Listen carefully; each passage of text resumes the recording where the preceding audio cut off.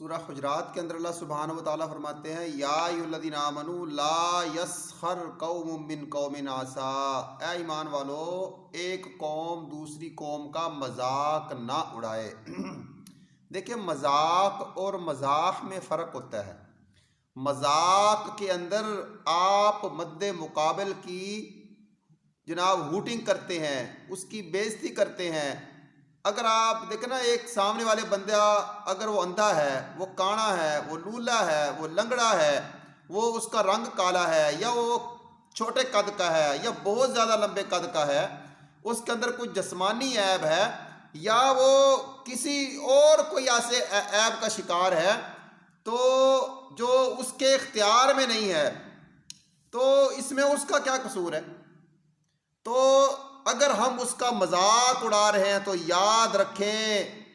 کہ اس کا پھر بہت غلط رزلٹ نکلتا ہے، بڑا بھیانک رزلٹ نکلتا ہے۔ ویسے تو اللہ کا بھی حکم ہے لا یسخر، مذاق نہ اڑاؤ۔ اور ایک ہوتا ہے مزاح، خوشی دل لگی کے طور پر کوئی آدمی بات کر لے بیٹھ کے جس سے آگے والے بندے کی ہوٹنگ نہ ہو، اور یہ چیز اللہ کے نبی سے ثابت ہے۔ نبی علیہ السلام کے پاس ایک آدمی نے آ کے کہا جی مجھے اونٹ دے دیں، میں نے سفر کرنا ہے، تو آپ نے صحابی سے فرمایا کہ اس کو نا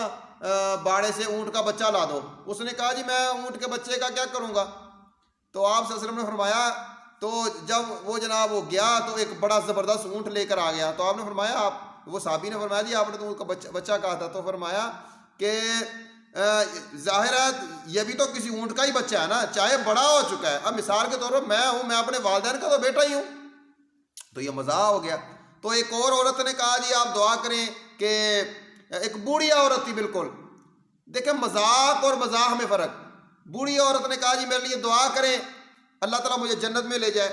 تو آپ صلی اللہ علیہ وسلم نے فرمایا کہ بوڑھی عورت جو ہے وہ جنت میں نہیں جا سکتی۔ وہ عورت رونے لگ پڑی سوری۔ تو تھوڑی دیر کے بعد آپ نے فرمایا کہ ماں جی آپ پریشان نہ ہو، اللہ تعالیٰ آپ کو جوان بنا کے جنت میں داخل کرے گا۔ تو دیکھیں وہ عورت مسکرانے لگ پڑی۔ تو یہ تھا مزاح۔ اور مذاق کیا ہے؟ حضرت عائشہ رضی اللہ تعالیٰ عنہ نے ایک مرتبہ صفیہ رضی اللہ تعالیٰ عنہ سے فرمایا، یعنی وہ کوئی مسئلہ ہو گیا آپس کے اندر، تو یہ ان کا ذرا قد چھوٹا تھا، تو اللہ کے نبی صلی اللہ علیہ وسلم سے فرمانے لگی عائشہ کہ اللہ کے اے میرے پیارے پیغمبر آپ اس چھوٹے قد والی سے کیسے گزارا کرتے ہیں؟ یہ مذاق ہو گیا، اب چھوٹا قد ہے اس میں ان کا تو کوئی قصور نہیں تھا۔ تو کہنے کا مقصد یہ ہے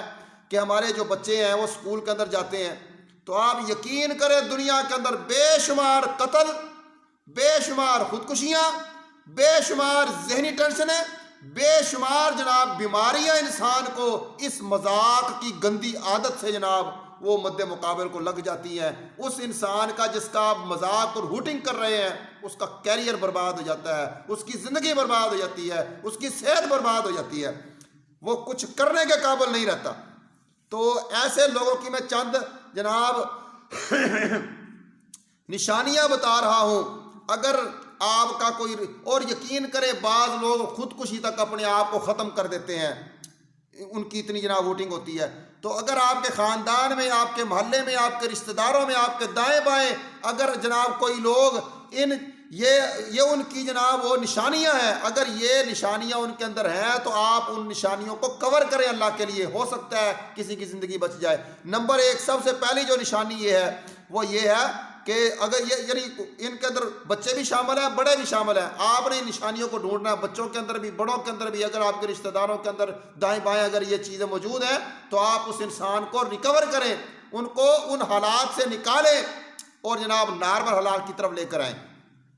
اگر آپ کا بچہ سکول کی تقریب میں شرکت سے شدید گریز کرے، یعنی وہ سکول جانے یعنی وہ اس کو پسند نہ کرے، بالکل اس کے اوپر گراں گزرے سکول کا نام، تو آپ سمجھ لیں کہ آپ کا بچہ سکول کے اندر ہوٹنگ یا مذاق کا شکار ہو رہا ہے۔ تو آپ کا حق بنتا ہے کہ آپ جا کر سکول کے پرنسپل سے اور سکول کے جناب جو اس کے ہیڈ ہیں، جو ٹیچر ہیں، اور جا کے وہاں پر اس کے اب ایک مرتبہ میرے بیٹے کے ساتھ ایسا کوئی معاملہ بنا، ٹھیک ہے نا جی، ان کو کلاس کے ٹیچر نے دوسرے جو نا ایک جو اس کا اسٹوڈنٹ تھا اس کے ذریعے میرے بیٹے کو جناب کو ایک دو تھپڑ لگوا دیے۔ ہم جناب وہ بچہ بڑا ڈسرٹ بڑا پریشان ادھر آیا، تو میں پرنسپل صاحب سے میں نے کہا سر آپ استاد ہیں، ہمارے لیے معزز ہیں، آپ اس بیٹے کو جتنا مرضی 1 2 3 4 تھپڑ لگا لیں، میں خود بھی ٹیچر ہوں تو، لیکن بچوں کے اندر یہ بڑی گندی عادت ہوتی ہے، اگر میں نے کسی بچے کو یعنی اگر ایک سٹوڈنٹ دوسرے سٹوڈنٹ کو مار دینا تو وہ سکول سے باہر نکل کے ہاں سنا پھر کیویں لگیاں سی، یعنی وہ مذاق اڑانا شروع کر دیتے ہیں، تو یہ بچہ جو ہے دوسرا وہ بڑا سینسیبل ہوتا ہے، تو اس طرح پھر دشمنیاں پیدا ہو جاتی ہیں۔ نمبر 2، گھر آنے کے بعد سکول کے بارے میں گفتگو سے پرہیز کرے، یعنی وہ بچے سے اگر آپ سکول کے بارے میں پوچھیں تو وہ سکول کے نام سے ہی وہ نفرت کرے تو سمجھے کوئی نہ کوئی مسئلہ ضرور ہے۔ نمبر 3، وہ کپڑا پھاڑنے کی کوشش کرے اور خود کو زخمی کرنا شروع کر دے۔ میری طبیعت آج ذرا خراب ہے لیکن میں لگا ہوا ہوں پروگرام کو ریکارڈ کرانے میں، یعنی اپنے آپ کو اذیت دینے کی کوشش کرے، کپڑے پھاڑے، چیخے چلائے، اذیت دینے کی کوشش کرے، تو آپ کا حق بنتا ہے آپ کو کہ آپ اس کو جناب دوستانہ طریقے کے مطابق اس اپنے پاس بٹھائیں، بیٹے مسئلہ کیا ہے کیا وہ سے آپ پوچھیں۔ نمبر 3، اسکول کے لیے اضافی پیسے مانگے، کوئی ہتھیار یا ہتھیار نما چیز اگر وہ اسکول لے کے جا رہا ہے تو یہ بڑے خطرے کی بات ہے۔ یہ جناب آپ دیکھ لیں امریکہ کے اندر کئی اسٹوڈنٹ ایسے ہیں جو جناب گھر سے ہتھیار لے کر گئے، انہوں نے جناب اپنے پورے جناب کلاس روم کو جناب فائرنگ کر کے وہ جناب زخمی کر دیا، مر گئے بچے، زخمی ہو گئے، ٹیچر مر گئے، یہ کتنی بڑی بات ہے۔ تو اگر آپ کا بچہ یہ چیز کوئی ایسی کوئی ہتھیار والی کو زخمی کرنے والی کو لے کے جا رہا ہے تو آپ کا حق بنتا ہے اس سے آپ جناب پوچھیں۔ اور اس کے بعد سکول جانے سے پہلے سر یا پیٹ درد کا وہ بار بار بہانہ بنائے، آج بھی بنائے، کل بھی بہانہ بنائے، پرسوں بھی بہانہ بنائے، تو اصل مسئلہ یہ اس کے پیٹ کا نہیں ہے، اصل مسئلہ وہاں کے انوائرمنٹ کا مسئلہ ہے، تو آپ نے جا کے اس کو حل کرنے کی کوشش کرنا ہے۔ نیند نہ آئے، ڈراؤنے خواب، رات کو جناب یہ چیزیں اگر اس کے اندر آ رہی ہیں، ڈراؤنے خواب آ رہے ہیں، نیند اس کی کم ہو گئی ہے، تو آپ کا حق بنتا ہے کہ آپ جناب اگر ٹیچر ہیں تو آپ اسٹوڈنٹ کا خیال کریں، اگر آپ والدین ہیں تو پھر آپ جناب اس بیٹے کو آپ جناب کور کرنے کی کوشش کریں، ٹھیک ہے نا جی۔ مسائل اور مشکلات پر متوجہ رہنا، ہر وقت کسی نہ کسی ٹینشن میں، کسی نہ کسی مشکل میں وہ جناب اگر وہ اپنے آپ کو اس نے رکھا ہوا ہے تو یہ آپ کا حق بنتا ہے کہ آپ اس کو دیکھیں۔ کھانے پینے کی عادات میں غیر معمولی تبدیلی، کھائے نہ پیے نہ، ہر وقت جناب اجڑے ہوئے بال، بالکل جناب اپنے آپ کو سنوار کے نہ رکھنا، صاف ستھرا نہ رکھنا، ٹھیک ہے نا جی، کھانے پینے کی طرف توجہ ہی نہ دینا، تو یہ بھی۔ اور اس کے بعد کم یا بالکل دوستی نہ کرنا، ہر وقت چھپ کے کمرے کے اندر اور جناب اداسی طبیعت میں کسی سے ملنا جلنا پسند نہ کرے، تو یہ بھی بڑے خطرے کی بات ہے۔ خود کو مستقل انداز سے گاہے گاہے اذیت دینا، بعض لوگ جناب اپنی رگوں کو کاٹ لیتے ہیں، بعض لوگ جناب بلیڈوں کے ذریعے اپنے آپ کو یعنی وہ لگا لیتے ہیں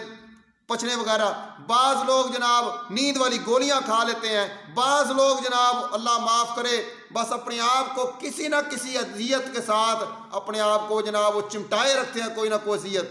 تو یہ بڑے جناب یہ دیکھنے والی بات ہوتی ہے۔ اور اس کے بعد گھر سے نکلتے ہوئے خوف زدہ ہونا،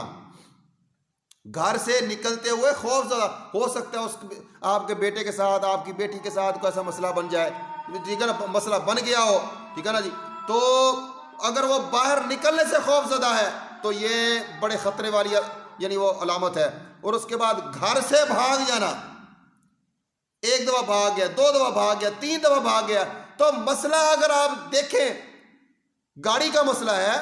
جناب کو رکشے کے ڈرائیور کا مسئلہ ہے، اسٹوڈنٹ